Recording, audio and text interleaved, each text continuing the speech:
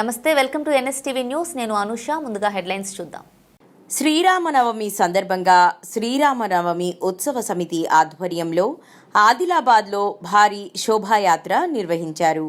MP Nagesh, MLA Payal Shankar, జిల్లా SP Akhil Mahajan, మఠాధిపతి Shri Yogananda Saraswati తదితరులు శ్రీరాముని విగ్రహం వద్ద పూజలు నిర్వహించారు.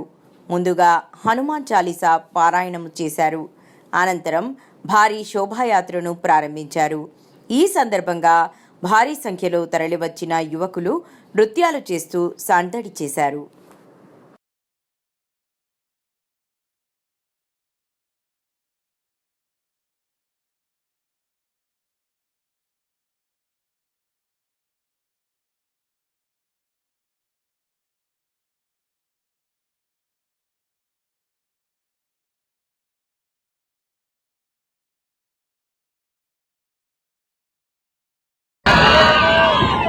నా హిందూ బంధువులారా,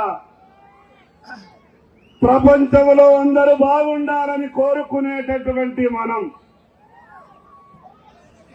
ఎవరికి హాని చేయనటువంటి మనం, కానీ మన జోలికి ఎవడన్నా వస్తే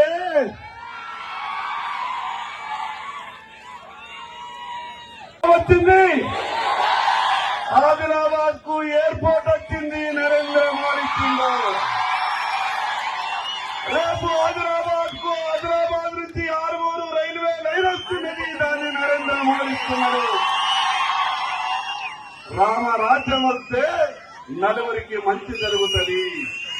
రామరాజ్యం వస్తే అంతా సుఖశాంతులతో ఉండగలుగుతారు.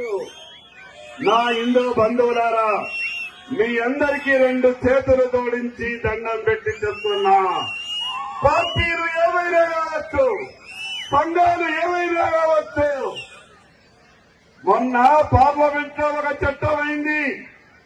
ఎవడేం మాట్లాడిండో తెలుసు కదా మీకు.